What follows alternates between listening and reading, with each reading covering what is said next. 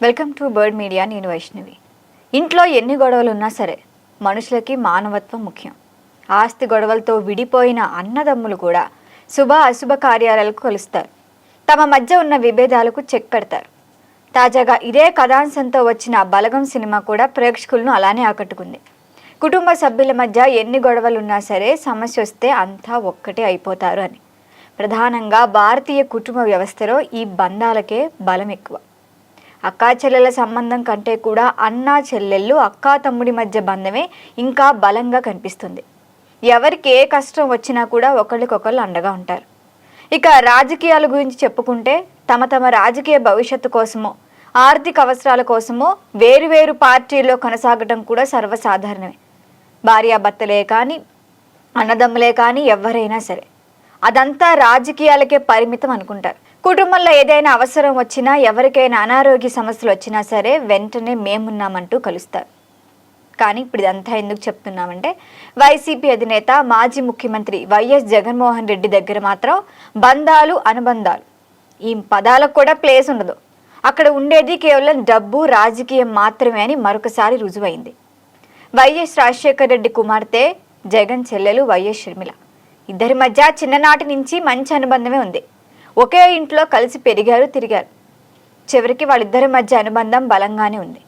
అయితే వైఎస్ రాజశేఖర రెడ్డి ముఖ్యమంత్రిగా ఉన్న టైంలో కూడా ఇద్దరికీ సమానంగానే ఆస్తులు ఇచ్చారు.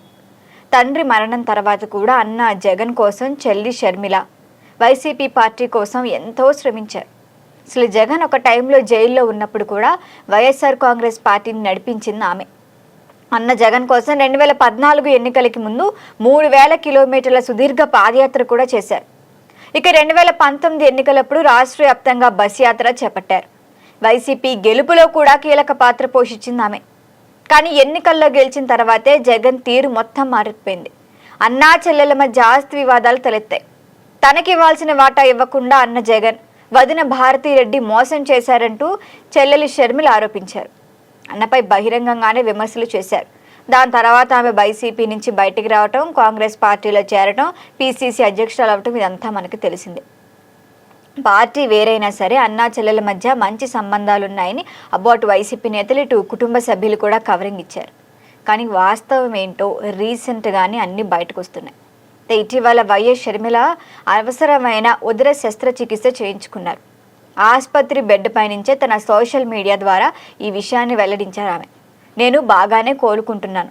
నా కోసం ప్రార్థించిన అందరికీ శ్రేయోభిలాషులకు కూడా ధన్యవాదాలు అంటూ పోస్ట్ చేశారు షర్మిల. షర్మిల శస్త్రచికిత్స విషయం తెలుసుకున్న ఏపీ తెలంగాణలో ముఖ్య నేతలు కూడా స్పందించారు. అయితే ఏపీలో కూటమి ప్రభుత్వం నుంచి AP CM Chandrababu Naidu, deputy CM Pawan Kalyan అట్లాగే మంత్రి లోకేష్ కూడా షర్మిల వేగంగా కోరుకోవాలి అంటూ కూడా మాట్లాడారు.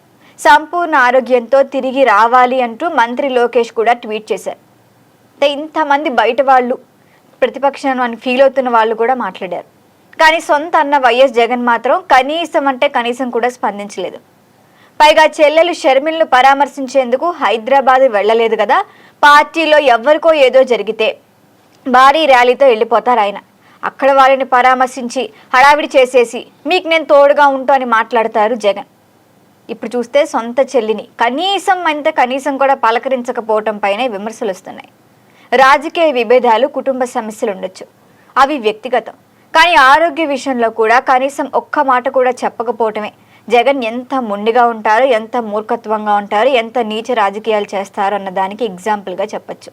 ఏదేమైనప్పటికీ షర్మిల త్వరగా కోలుకోవాలని అందరూ మాట్లాడుతున్నప్పటికీ జగన్ మాత్రం ఇప్పటికీ నోరెప్పకుండా సైలెంట్గానే ఉన్నారు.